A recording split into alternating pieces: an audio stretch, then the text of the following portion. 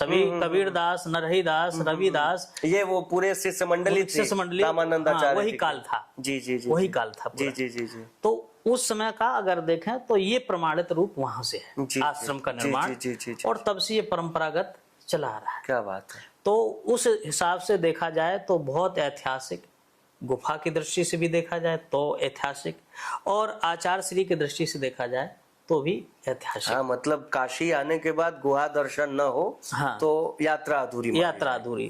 और जैसा कि आपने सुना है कि औरंगजेब ने जहाँ जहाँ जो प्राचीन जगह थी वहां पर छेड़छाड़ की जी।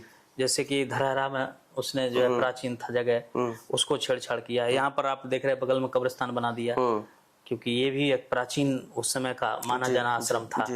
तो विश्वनाथ जी में छेड़छाड़, जो प्राचीन काशी में थी, जो उस समय विकसित थे, जो चर्चा में आश्रम थे, वहां उसने कृतवासेश्वर उस समय, क्योंकि स्कंद पुराण में शिव महापुराण में कृतवासेश्वर की कथा है। अच्छा। हाँ, वो हाथी के खाल से जो है पूरा राक्षस था, वो हाथी बन गया था, उसको मारा भगवान ने, तो उसी को लेकर के कृतवासेश्वर महादेव वहां पर विराजमान है। तो ऐसी स्थिति में आदि विश्वेश्वर हैं, ये सब इस शिव पुराण में उनका वर्णन है। तो इस आश्रम की इसलिए विशेषता है कि ये जो है प्राचीन है, अति प्राचीन। क्या बात, बहुत बढ़िया। महाराज जी, आप राजनीति को क्या किस दृष्टि से देखते हैं? वर्तमान सरकार कैसी है, और आने वाले 2027 के चुनाव में किसके सरकार बन सकती है? क्योंकि लोगों का कहना है कि सपा भी ठीक काम कर रही है, अपने प्रचार की दृष्टि से वो भी आ सकती है। नहीं, सपा क्या करेगी? सपा के पास कुछ है नहीं, ना सपा के पास विवेक है, और ना भारत देश की जो संस्कृति है वो भी सपा के पास नहीं है। सपा के पास उजड़ लोग हैं, ज्ञानहीन लोग हैं। सपा के पास लोग अच्छे नहीं हैं। जो एक धर्म का अपमान करे और दूसरे धर्म के बारे में हिम्मत ना पड़े बोलने, ठीक बात है, उसका अस्तित्व बहुत अच्छा नहीं माना जाएगा। सपा के सचिव रामचरितमानस जैसे महान ग्रंथ को जलाने की बात करते हैं। खुद अखिलेश यादव कितने बार सनातन धर्म को गलत कह चुके जी। उनके कितने कार्यकर्ता बर हमेशा बोलते रहते हैं, सनातन धर्म के विपरीत जहर उगलते रहते हैं। यही नहीं, उनके पिताजी कार से गौओं पर लाठियां गोलियां चलाई। खुद अखिलेश यादव ने हमारे ऊपर और मुक्तेश्वरानंद के ऊपर लाठियां बरसाई 2015 में जी।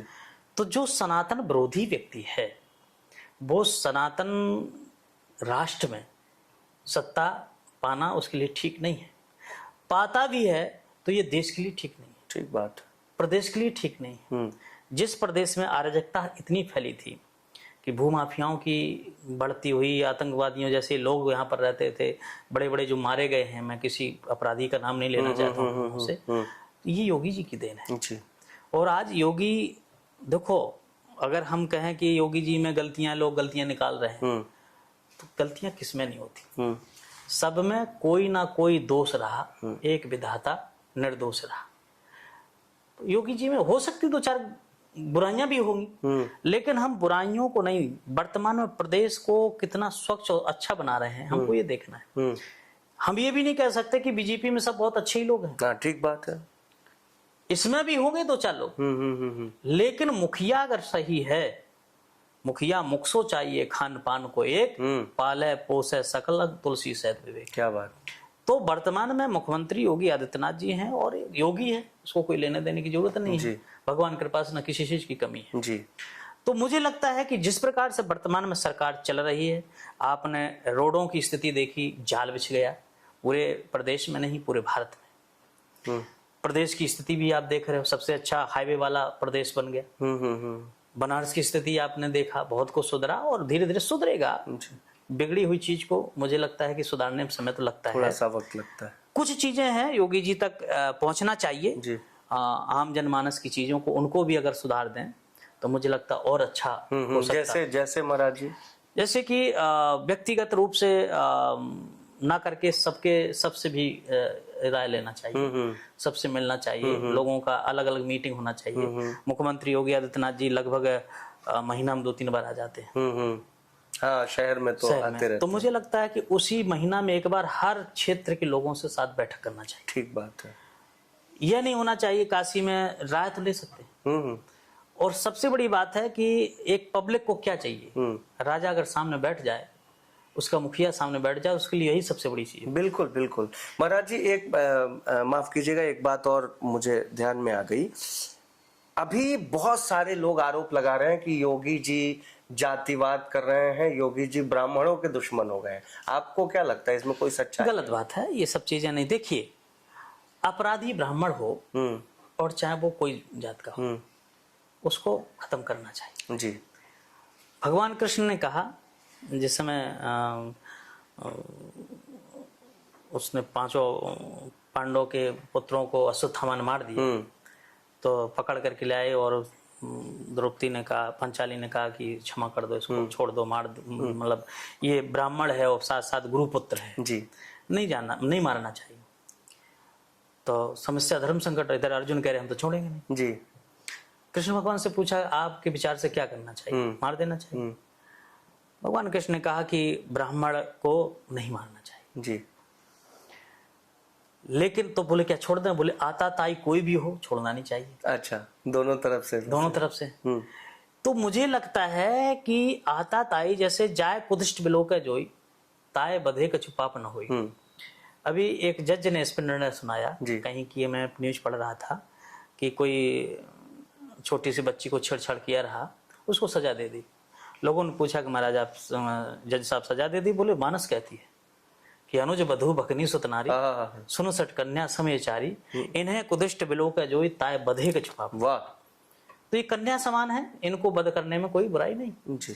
तो मुझे लगता है कि अगर ब्राह्मण अपराधी है, रावण अपराधी था, तो राम जी ने नहीं मारा क्या? बिल्कुल मारा। अब कहो ब्राह्मण है भैया छोड़ दो, कैसे हो सकता है ना? अपराधी तो मारा जाएगा। तो भगवान राम ने भी ब्राह्मण को मारा। तो अब जो अपराधी ब्राह्मण है, अब उसको अगर मार के कहो कि ब्राह्मण विरोधी है, ये उचित नहीं है। ठीक बात है। वो संत है और संत की दृष्टि में जाति भेद नहीं होता है। अच्छा, होता क्या कि जब व्यक्ति जिस क्षेत्र का होता है ना, तो लोगों को लगने लगता है जी कि यार ये तो क्षत्रिय है, इसलिए क्षत्रियों का वो कर रहे हैं। अभी यही अगर दूसरी जाति के होते ना तो नहीं लगता, फिर उनकी जाति को लेकर लगता है कि ऐसा हाँ, हो रहा है। तो मुझे लगता है कि ये सोच भी थोड़ी होती है लोगों की, और कहीं अगर थोड़ा भी एक आध बार ऐसी घटना घट गई, लोग सीधा वहीं से घटा देते हैं जी, जोड़ना शुरू कर देते हैं। तो ऐसी स्थिति में 2027 में भी हमारे मुख्यमंत्री योगी नाथ जी आएंगे, इसमें कोनो दो राय नहीं। अभी दूर दूर तक कोई नहीं है। क्या बात है। दूर दूर तक न सपा न बसपा न कांग्रेस, और जिन्होंने देश को खत्म किया है, और मैं चाहता भी नहीं कि लोग दोबारा आए। महाराज जी बहुत अच्छा लगा आपसे बात करके।